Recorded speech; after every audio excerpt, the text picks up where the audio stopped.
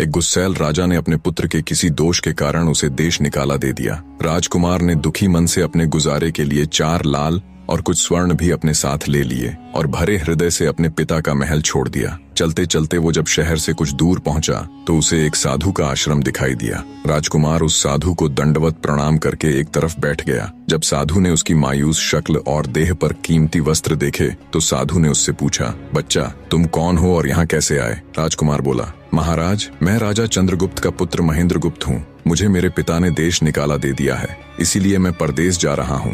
रास्ते में आपका आश्रम दिखाई दिया तो मेरे मन में आया कि आपके भी दर्शन करता चलूं। साधु ने महेंद्रगुप्त की बात सुनकर कहा, वत्स तुम नेक इंसान हो और परदेश जा रहे हो, इसलिए मैं तुम्हें 4 बातें बताता हूँ। तुम उन बातों पर अमल करना। परदेश में ये बातें तुम्हारे अवश्य ही काम आएंगी। पहली यह कि परदेश में एक से भले 2 होते हैं। दूसरी यह कि परदेश में दूसरे के हाथ का बना खाना मत खाना। अगर खाना भी पड़े तो पहले किसी जानवर को खिला देना। तीसरी बात यह कि परदेश में किसी दूसरे की बिछाई हुई चारपाई पर मत सोना। अगर सोना भी हो तो पहले बिस्तर को अच्छी तरह झाड़ लेना। चौथी बात यह कि यदि कहीं शत्रुओं के फंदे में फंस जाओ तो जहाँ तक हो सके नरमी और ज्ञान की बातें सुनाकर अपना उद्देश्य प्राप्त करना। साधु ने कहा, मेरी ये 4 बातें हमेशा याद रखना। साधु की बातें सुन साधु को प्रणाम कर राजकुमार परदेश चल पड़ा।